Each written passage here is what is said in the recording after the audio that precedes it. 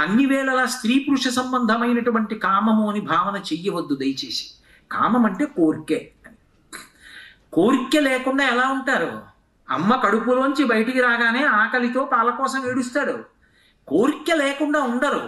కానీ సాధన దేని కొరకు అంటే కోరికలు లేని స్థితికి వెళ్ళడానికి తప్ప అసలు కోరికలతోనే అంటకాగిపోవడానికి కాదుగా శాస్త్రాలన్నీ. దానికోసం అయితే ఇంక శాస్త్రాలన్నీ ఎందుకు? నిత్యతృప్తుడు ఎప్పుడు? ఏ కోరిక లేనప్పుడు ఆ కోరిక లేని స్థితికి ఎదగడం కోసం. కాబట్టి కామము కోరిక ఉండి తీరుతుంది. అందుకే ఆశ్రమములు వచ్చాయి. మీరు ఆశ్రమ వ్యవస్థని చాలా జాగ్రత్తగా అర్థం చేసుకోవాలి. అందుకే సనాతన ధర్మంలో ఆశ్రమ వ్యవస్థకి అంత ప్రాధాన్యత ఉంది. ఆశ్రమము అంటే ఒక కట్టు, బ్రహ్మచర్యము ఒక ఆశ్రమం. అది నేను బ్రహ్మచర్యాశ్రమంలో ఉన్నానండి అంటారు. అందుకే శంకరాచార్యుల వారు మాట అంటారు, వటుర్వా గేహీవా యతిరవిజటీవా కజితరో నరో వా యక్కశ్చిద్భవతు భవకింతేద భవతి యదీయం హృత్పద్మం యది భవతదీనం పశుపతేః తదీయస్త్వం శంభో భవసి భవభారం చ వహసి అంటారు. నువ్వు ఏ ఆశ్రమంలో ఉన్నావన్నది కాదు, ఆశ్రమ నియమాన్ని ధార్మికంగా భక్తిగా పట్టుకుంటే. బ్రహ్మచారికి ఉపవాసం లేదు. ఎందుకంటే గురువుగారు చెప్పినవన్నీ వింటూ ఉండాలి. జాగ్రత్తగా గుర్తుపెట్టుకోవాలి. బ్రహ్మచర్యాశ్రమంలో ఏ చదువు చదువుకున్నావో ఆ చదువే ఆఖరి ఊపిరి వరకు పనికొస్తుంది. కాబట్టి అప్పుడు చదువుకోవడం ఒక్కటే. విద్యార్థుల ప్రధానమైన కర్తవ్యం ఏది? చదువుకొనుట ఒక్కటే. అది వినా ఇంకొకటి ఉండదు. విద్యార్థులను రాజకీయాలలోకి రమ్మని పిలువవచ్చా? పిలవకూడదు. ఎందుకని? వాడప్పుడు చదువుకున్నదేదో అదే వాడి జీవితాంతం పనికొస్తుంది కనుక వాడికి ఇంకొక వ్యాపకం ఉండదు. చదువుకోవడం ఒకటే. కానీ శాస్త్రం అంది కడుపులోంచి బయటికి వచ్చిన 7 సంవత్సరముల 2 నెలలకి లింగ వివక్ష తెలుస్తుంది. ఈమె ఆడది, ఈమె మగవాడు, వీడు మగవాడు తేడా తెలుస్తుంది. దానితో మనసునందు ఉత్సాహము బయలుదేరుతుంది. ఆ తేడా తెలుసుకోవాలి బాగా అని. అందుకే మీరు నన్ను కొంచెం విశాల హృదయంతో అర్థం చేసుకుంటాను అంటే మీకు ఒక మాట చెప్తాను. వాడు రంధ్రాన్వేషణం చేస్తాడండి అంటారు. అసలు మనిషి జీవితం అంతా రంధ్రాన్వేషణమే. ఆ మాట ఎక్కడి నుంచి వచ్చిందో తెలుసా? వేదసారం అది. మనిషి జీవితం అంతా రంధ్రాన్వేషణం. చిట్ట చివర దేంతో వెళ్ళిపోవాలంటే రంధ్రాన్వేషణంతో వెళ్ళిపోవాలి. రంధ్రాన్వేషణం, రంధ్రము అంటే కన్నము, అన్వేషణము వెతుకుట. మనిషి పుట్టిన దగ్గర నుంచి ఏ రంధ్రము నుండి పాలు స్రవిస్తాయి అదే కదా వెతుక్కున్నాడు. మొట్టమొదటి అందుకు కదూ అమ్మ స్తన్యాన్ని చప్పరించాడు. ఆ తర్వాత యవ్వనం వచ్చాక నేను సభాముఖంగా వ్యాఖ్యానం చేయక్కర్లా, రంధ్రాన్వేషణము. కానీ చిట్ట చివరిగా బతికున్నంతకాలం ఇతరుల తప్పులు పట్టుకోవడానికి రంధ్రాన్వేషణం చేయడం కాదు. ఏ రంధ్రాన్వేషణం చెయ్యాలి అంటే పైకి కనపడేటటువంటివి 9 కన్నాలైతే మూతపడి 2 కన్నాలు ఉంటాయి. ఒకటి పుట్టుకతో మూసుకుంటుంది, ఒకటి చివర తెరుచుకోవాలి. 11 కన్నాలు ఉన్నాయి శరీరానికి. 2 కళ్ళు, 2 ముక్కు కన్నాలు, 2 చెవి కన్నాలు, 6, నోరు 7, మలద్వారం 8, మూత్రద్వారము 9. ఇవి బతికున్నంత కాలం తెరుచుకుని ఉంటాయి. ఊపిరి వెళ్ళి వస్తోంది అంటే 9 రంధ్రాలు తెరుచుకుని ఉంటాయి. 10వది ఒకటి ఉంటుంది. అమ్మ కడుపులోంచి బయటికి వస్తే మూతపడిపోతుంది, నాభీరంధ్రం. అందుకే నాభి గొట్టంలోంచి అమ్మ కడుపులో ఉండగా లోపలికెడుతుంది ఆహారం. కపిలగీతలో చెప్తారు, భాగవతంలో. బయటికి వస్తే నాభి సంబంధం తెగిపోతుంది, హృదయ సంబంధం ఉంటుంది, అమ్మ కొడుకు అని. బొడ్డు మూత పడిపోతుంది, 10వ రంధ్రం మూసుకుంటుంది, 11వ రంధ్రం చివర తెరుచుకోవాలి, ఇక్కడ ఉంటుంది, బ్రహ్మరంధ్రం అంటారు. ఊర్ధముఖ చలనం చేసి నిర్భయత్వంతో ఆఖరణ ప్రాణవాయువుని పైకి తీసుకొచ్చి 11వ రంధ్రం బద్దలు కొట్టుకుని వెళ్ళిపోతాడు. ఈ రంధ్రం తెరుచుకోలేదనుకోండి, శరీరం వెళ్ళిపోయినప్పుడు వాడు సాధన పూర్తి చేసుకోలేకపోయాడని గుర్తు. అందుకు ఏం చేస్తారంటే మళ్ళీ పుడతాడు, ఎక్కడో ఏ పాప పుణ్యాలున్నాయో మళ్ళీ ఎక్కడ పుడతాడో అనకుండా పెద్దవాడు వెళ్ళిపోయాడు కాబట్టి 11వ రంధ్రం పగిలిపోయే వరకు ఉంటాడు, అక్కడ వరకే ఉండాలి. ఇక ఆ తర్వాత ఇక శరీరం గురించి చూడకూడదు. అందుకే ఠప్ అని చప్పుడు వస్తుంది ఇక్కడ పగిలిపోయినప్పుడు. ఈ చప్పుడు రాగానే శవాన్ని కాలుస్తున్నటువంటి కాటికాపరి అంటాడు, స్నానాలు చేసేయండి అంటాడు. కొడుకు స్నానం చేసి వెళ్ళిపోతాడు. ఇక్కడ ఆ 11వ రంధ్రంలోంచి నిర్గమిస్తాడు జీవుడు. రంధ్రాన్వేషణము జీవుడు చివరి వరకు జీవితమంతా రంధ్రాన్వేషణమే. అమ్మ కడుపులో ఉన్నప్పుడు శరీరం పెరిగిపోతుంటే బయటికి రావడానికి రంధ్రాన్వేషణం చేస్తాడు. అక్కడ మొదలెట్టిన రంధ్రాన్వేషణం మళ్ళీ తన శరీరంలోంచి తాను పైకి వెళ్ళిపోయేటప్పుడు ఇక రాకుండా వెళ్ళిపోవాలంటే 11వ రంధ్రాన్ని అన్వేషించాలి. అదే ఉపాసనా సాధన. ఇందులో కామము ప్రతిబంధకము. 7 సంవత్సరముల 2 నెలల నుంచి లింగ వివక్ష ప్రారంభమవుతుంది. ప్రారంభమైనప్పుడు మనిషిలో ఉండేటటువంటి తేజస్సు నశించిపోకుండా ఉండి అది ఓజోశక్తిగా మారాలి అంటే, తేజశక్తిగా ఓజశక్తిగా మారాలి అంటే బ్రహ్మచర్య ఆశ్రమమునందు పెడతారు. పెట్టి అందుకే పసుపు గోచి పెడతారు ఉపనయనం చేసేటప్పుడు. ఏవి కామాన్ని తేజస్సుగా ఓజస్సుగా మారుస్తాయో ఆయా దండములు చేతికిస్తారు ఆయా వర్ణముల వారికి ఇచ్చి ఆ రకమైనటువంటి బట్ట కడతారు. అందుకే జింక చర్మాన్ని వేస్తారు యజ్ఞోపవీతంగా. అది మనస్సుని చంచలత్వం పొందకుండా చేస్తుంది, దీర్ఘాయుర్దాయం ఇస్తుంది. గురుపత్ని చేతి అన్నం తినిపిస్తారు. గురుపత్ని చేతి అన్నం తింటే కామము విరిగిపోతుంది. కాబట్టి అందుకుని గురుకులంలో ఆశ్రమంలో కూర్చుని అన్నం తినడం. ఇలా బ్రతికితే కామము చంపేయాలని ఋషి చెప్పడం. కామము ఉండాలి. కామం ఎందుకు ఉండాలి అంటే, కామము లేదనుకోండి పితృరుణం తీరదు.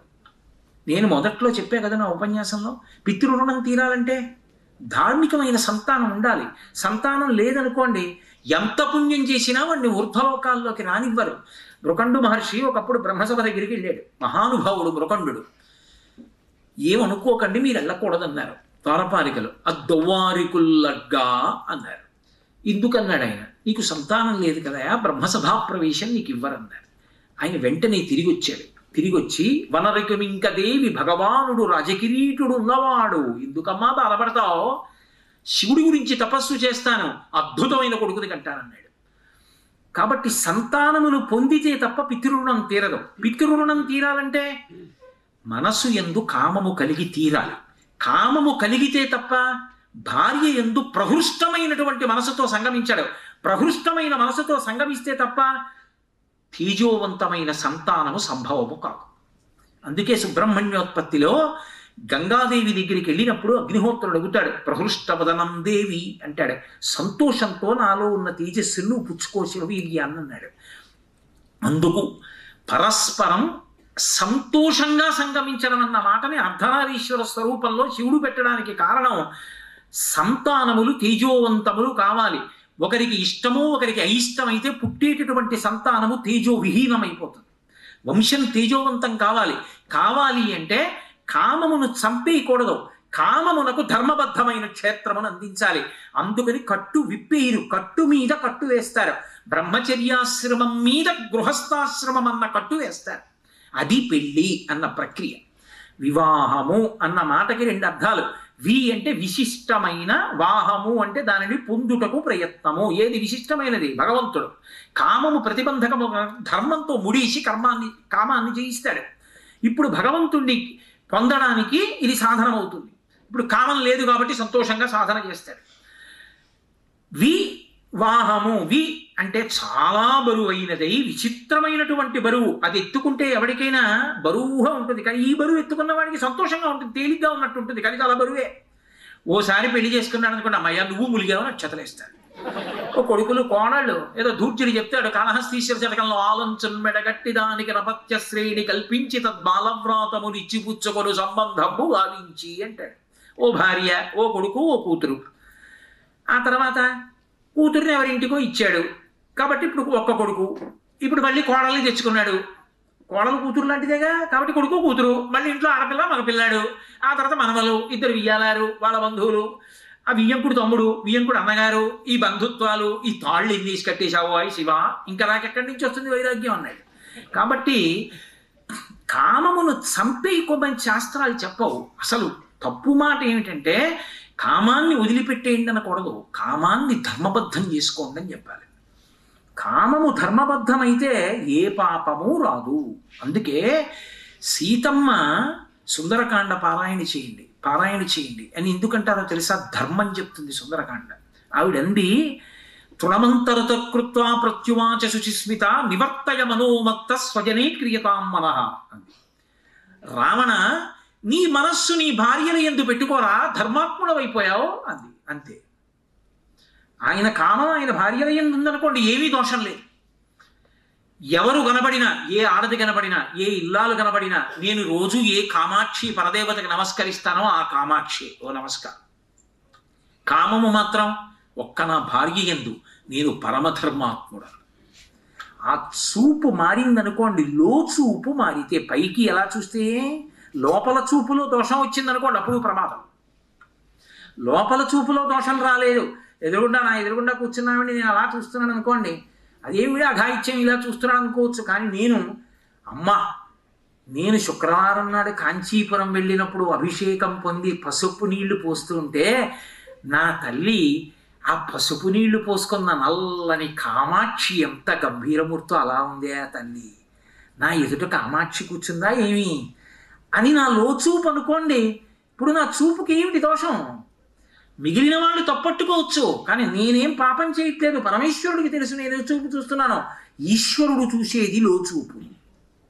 అది నిన్ను పైకి తీసుకెళ్ళగలిగినటువంటి దీర్ఘదృష్టి, అది పెరగాలి. కాబట్టి ఇప్పుడు కామమును ధర్మబద్ధం చెయ్యాలి. అందుకు ధర్మపత్నిని ఇస్తారు, కామపత్ని కాదు. బాగా గుర్తుపెట్టుకోండి, ఆమె ధర్మపత్ని. ఎందుకని? నీ కామము ధర్మము చేత ముడిపడి తృప్తి పొందింది. ఇప్పుడు దాని వలన మళ్ళీ ఇంకో అర్థం వస్తుంది. ఏమిటో అర్థం? కొడుకు కూతురు, మళ్ళీ వాళ్ళిద్దరూ అర్థం. ఎందుకని? కొడుకు వచ్చాడు, శరీరం పడిపోయిన తర్వాత గై వెళ్ళి శ్రాద్ధం పెడతాడు, ఉద్ధరిస్తాడు.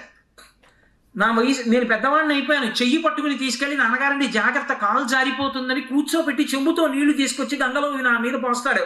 నాన్నగారండి బెంగ పెట్టుకోకండి, నేను పట్టుకున్నాను, ములగండి నన్ను గంగలో ముంచుతాడు. కాబట్టి కొడుకు నన్ను ఉద్ధరిస్తాడు. కూతురు కన్యాదానం చేశాను, దశ పూర్వేషాం దశాపరేషాం, 10 తరాల ముందు 10 తరాల వెనక అందరూ కూడా తరించారు. ఇప్పుడు అర్థము, వాళ్ళిద్దరూ నన్ను సుఖపెట్టేటటువంటి సాధనములు ఇహమునందు పరమునందు. ఆడపిల్ల శీలవతి అయిందనుకోండి 2 వంశములు తరిస్తాయి. సీతమ్మ వల్ల విదేహ వంశము ఇక్ష్వాకు వంశము తరించాయి.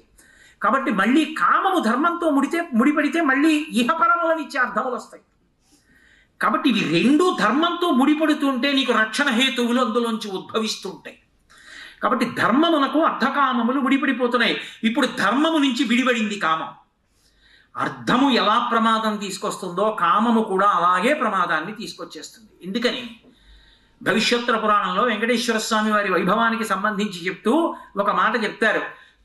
ఎవడైనా సరే పరకాంతను కాని కోరుకున్నాడా మనసులో, వాడికి ఏమి జరుగుతుంది అంటే ఒక్కటే వాడికి పరిష్కారం. వాడు అకాల మృత్యువుని పొందుతాడు. కొన్ని వేల జన్మల పాటు తిరియక్కైపోతాడు, వెన్నుపాము అడ్డంగా ఉండే ప్రాణైపోతాడు. కాబట్టి ధర్మము చేత కామము ముడిపడిపోయింది. నువ్వు మెట్లు ఎక్కేసావంతే, ఈశ్వరుణ్ణి చేరిపోతావు. ఆమె ధర్మపత్ని, అందుకే ధార్మిక సంతానం అంటారు. ధార్మిక సంతానం అంటే తేజస్సు ధర్మక్షేత్రమునందు పడితే వచ్చినటువంటి పిల్లలు.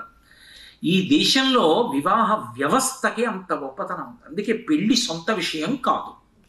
పెళ్లి 10 మందికి సంబంధించిన విషయం, ఇంట్లో పెద్దలకి సంబంధించిన విషయం, కుటుంబ గౌరవానికి సంబంధించిన విషయం. ఎవడికి వాడు నిర్ణయించుకునేది కాదది. కాబట్టి 5 విషయాలు చూడమంది. నువ్వేం చూసుకుంటావు? తుల్యశీలా వయోవృత్తాం తుల్యాభిజనలక్షణాం రాఘవోర్హతి వైదేహీం తం చేయమసి తీక్షణ అంటుంది రామాయణం. 5 చూడాలంటే పెద్దలు నిర్ణయించినారుగానా, అందుకు శుభలేఖ. కాబట్టి కామము ధర్మంతో ముడిపడిపోతే విడుదల, కామము ధర్మమునకు దూరంగా జరిగిపోతే బంధనం. ఇప్పుడు అర్థము ధర్మంతో ముడిపడిపోయింది, విడుదల.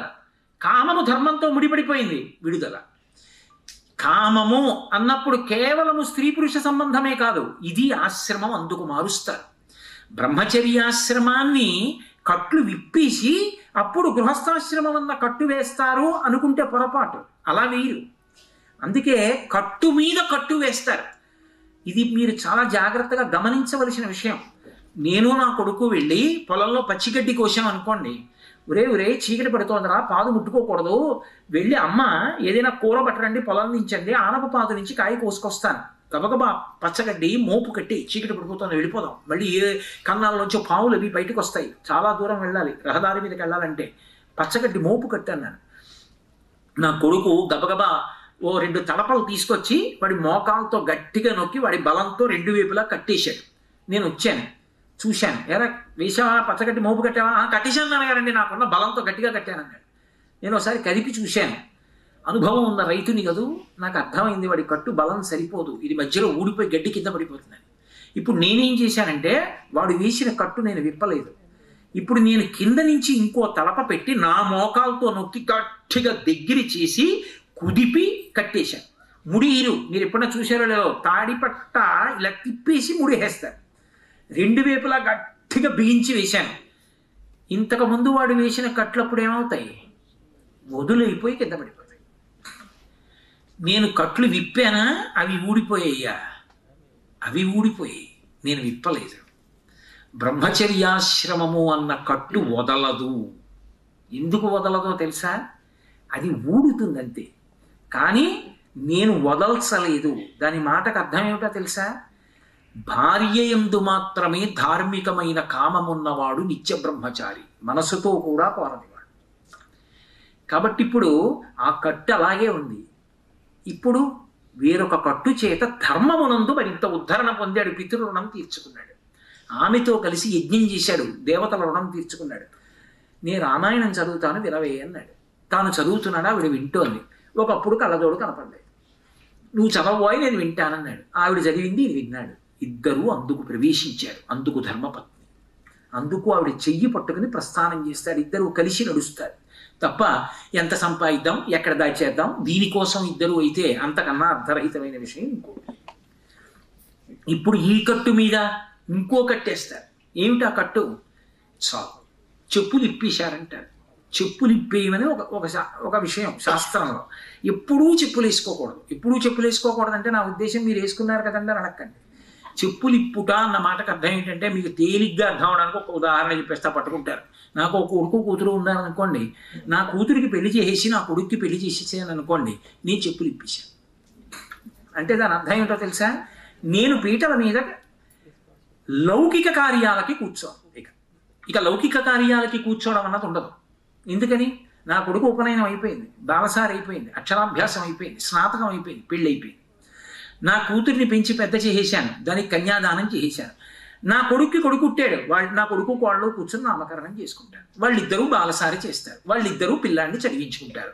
ఇంకా నువ్వు వెర్రెక్కిపోకు, నీ చెప్పులు కొడుకు వేసుకున్నాడు, నువ్వు రామనామ అని చెప్పు. ఇంకా చెప్పులు వేసుకుంటే నీ కర్మ.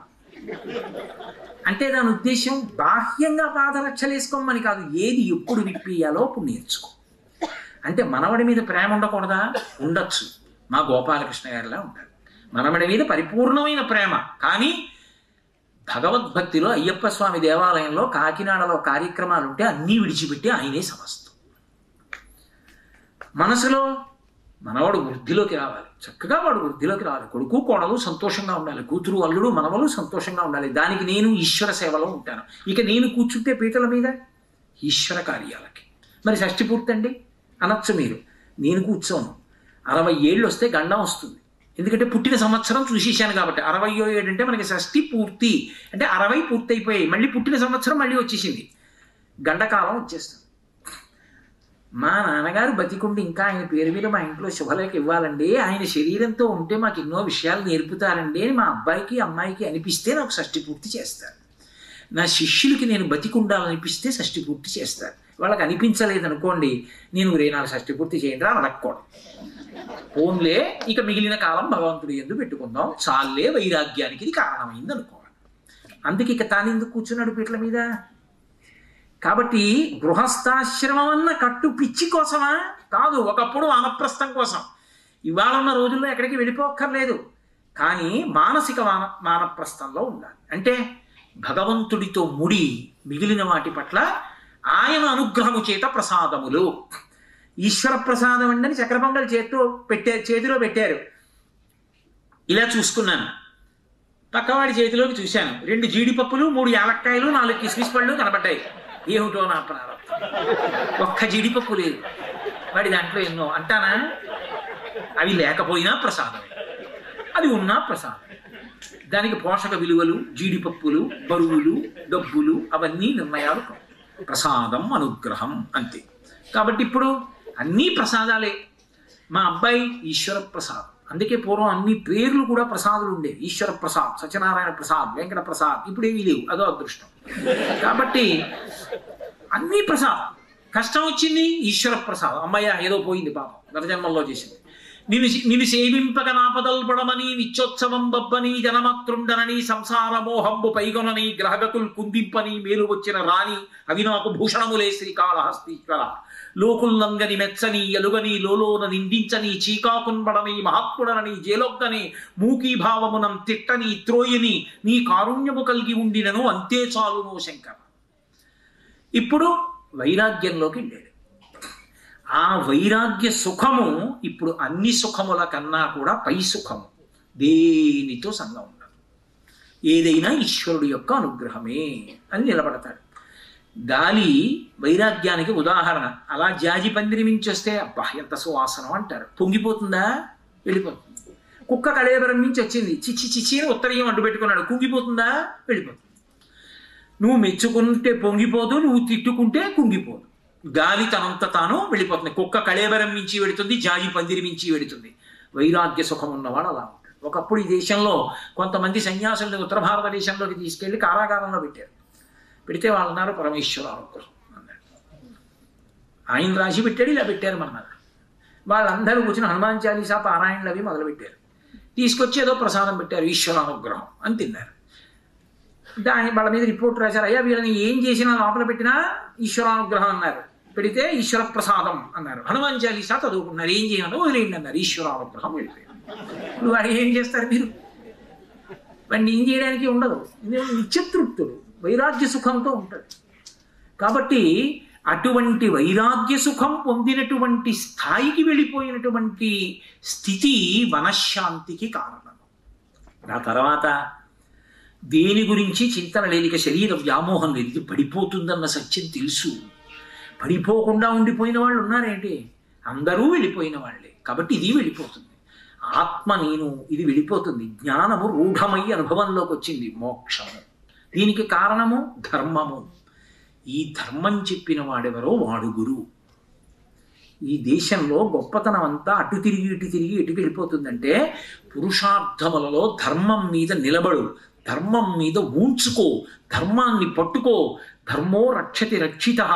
ధర్మాన్ని పట్టుకుంటే ధర్మం కాపాడుతుంది అని 1కి 10 ఉపమానములతో ధర్మమునందు పూనిక కలిగేటట్టు చెప్పిన వాడెవరో వాడే గురువు. ఆ గురువు అజ్ఞాన దాహకత్వమునకు కారణమవుతాడు. ఆ గురువు యొక్క అనుగ్రహం చేతనే అంత పై స్థాయికి ఎదగగలుగుతాడు. అందుకే గురువు లేని విద్య గుడ్డి విద్య. అటువంటి గురువు విచిత్రం ఏమిటంటే, అసలు గురువు ఈశ్వరుడు పక్క పక్కన నిలబడితే మొదటి నమస్కారం ఎవరికంటే గురువు గారికి. ఎందుకంటే గురువు గారు లేని నాడు ఈశ్వరుడు తెలియబడడు. గురువే మహాత్ముడు. అటువంటి గురువు కన్నా గొప్పవాడు లేడని చెప్పడానికే భగవత్ స్వరూపాలన్నీ గురువులయ్యాయి. త్రిమూర్తుల కన్నా గొప్పవాళ్ళు ఎవరున్నారండి? ఎవరు ఉండరు. బ్రహ్మ విష్ణు మహేశ్వరుడే గురువులు. అసలు వాళ్ళు ముగ్గురు మొట్టమొదటి గురువులు. నారాయణ సమారంభాం శంకరాచార్య మధ్యమాం, లేకపోతే సదాశివ సమారంభాం శంకరాచార్య మధ్యమాం. మహానుభావుడైనటువంటి బ్రహ్మగారు సృష్టికర్త గురుమండలంలోకి వచ్చాడు ఆయన. ఎందుకని? నారాయణం పద్మభువం వశిష్టం శక్తించ తత్పుత్ర పరాశరంచ వ్యాసం శుకం గౌడపాదం మహాంతం అద్వైత గురు పరంపర చెప్తూ నారాయణుణ్ణి చెప్పి తర్వాత పద్మభువం బ్రహ్మగారిని చెప్తారు. కాబట్టి బ్రహ్మగారు గురువు. 4 ముఖాలతో వేదాలు చెప్తూ ఉంటాడు. బ్రహ్మసభ అని అందులో ఎప్పుడూ ధర్మచర్చలు అవుతూ ఉంటాయి. అటువంటి బ్రహ్మగారు గురువు. విష్ణువు సాక్షాత్ నారాయణుడు కృష్ణుడిగా అవతార స్వీకారం చేశాడు. కృష్ణం వందే జగద్గురుం. కృష్ణుడు జగద్గురువు. అందుకే లోకంలో ఉన్న అజ్ఞానాన్ని అంతటినీ భగవద్గీత ద్వారా ప్రస్థానత్రయంలో ఒకటైన గీత ద్వారా పోగొట్టాడు. అందుకని కృష్ణుడు నారాయణుడు గురువు. దత్తాత్రేయుడుగా గురువు, వ్యాసుడిగా గురువు. వ్యాసో నారాయణ స్వయం. వ్యాసుడు లేకపోతే వేద విభాగం ఎక్కడిది? 18 పురాణాలు ఎక్కడివి? మహాభారతం ఎక్కడిది? కాబట్టి విష్ణువు గురువు. ఆ తర్వాత శివుడు దక్షిణామూర్తిగా మౌన వ్యాఖ్య చేస్తాడు. శంకరాచార్యుల వారిగా శాస్త్రాలు చెప్తాడు. అందుకే నమః కపర్దిని చ వ్యుక్తకేశాయ చ అంది. పెద్ద జుత్తుతో దక్షిణామూర్తిగా కూర్చుంటాడు. అసలు నోరు కూడా విప్పడం. మౌన వ్యాఖ్య ప్రకటిత పరబ్రహ్మతత్వం యువానం వర్షిష్టాంతేవ సదృశిగణైరమృతం బ్రహ్మరిష్టై. ఆచార్యేంద్రం కరకలిత చిన్ముద్రమానందరూపం స్వాత్మారామం ముదితవదనం దక్షిణామూర్తి మీడే. అదే సదాశివుడి చెట్టు కింద కూర్చుని కేవలం మౌనం కాకుండా దేశమంతా పర్యటించి శాస్త్రాలు చెప్పేవాడైతే యుక్త కేశాయచ బోడిగుండుతో సన్యాసిగా శంకర భగవత్పాదాచార్య స్వామి వారిగా వచ్చి దేశమంతటా 3 మాటలు కాలినడకన పర్యటించి సమస్త శాస్త్రాలు బోధ చేసి అవైదికమైన వాదనలు ఖండించి వేదము యొక్క ప్రమాణాన్ని నిలబెట్టారు. కాబట్టి పరమశివుడు గురువు, అమ్మవారు సరే మీనాక్షి, కామాక్షి, విశాలాక్షి అంటాం. 3 అక్షి సంబంధం, కంటి సంబంధం. ఈ 3టి చేత ఆమె జగద్గురు. అందుకే గురుమండల రూపిణి. అమ్మవారు ఎలా ఉంటుంది అంటే చాలామంది కామాక్షి, విశాలాక్షి, మీనాక్షి అంటే ఏదో కేవలం దేవాలయాలు అనుకుంటారు. కాదు, అవి గురుస్వరూపాలు. ఇప్పుడు ఇవాళ నేను పొద్దున్న ఇక్కడ ఏదో మలయ మందిర్ అనుకుంటాను, చిన్న కొండ, దాని మీద అద్భుతమైనటువంటి సుబ్రహ్మణ్య దేవాలయం. అందులో మీనాక్షి పరదేవత, సుందరీశ్వరుడు ఉన్నారు. ఆ మీనాక్షి పరదేవత, సుందరీశ్వర సుబ్రహ్మణ్య దర్శనం చేసి వచ్చారు. మీనాక్షి అంటే కేవలం చేపల వంటి కన్నులు కలిగినది అన్న అర్థం ఒకటే కాదు, అది ఒక రకమైనటువంటి గురు దీక్ష. ఎందుకంటే గురువు గారు ఇచ్చేటటువంటి దీక్షకి నయన దీక్ష అని ఒక దీక్ష ఉంటుంది. ఆయన ఒక్కొక్కసారి అవతలవాడి అజ్ఞానాన్నంతటినీ కూడా తన చూపుల చేత పోగొట్టేస్తాడు. ఒకప్పుడు పాల్ బ్రెడ్ అని ఒక విదేశీయుడు రమణ మహర్షి దగ్గరికి వచ్చాడు. చాలా కాలం ఉన్నాడు. ఆయన ఏమి నోరు విప్పరు చెప్పరు, ఎందుకు వచ్చింది మనం ఇక్కడ కూర్చుని ఉంది, వెళ్ళిపోదామని మూటా ముల్లే సర్దిశాడు. రమణులు సోఫాలో ఇలా పడుకుని ఉన్నారు. వచ్చి ఎదురుగుండా కూర్చున్నాడు. అయ్యా నేను వెళ్ళిపోతున్నానండి మా దేశం అని చెప్దామని.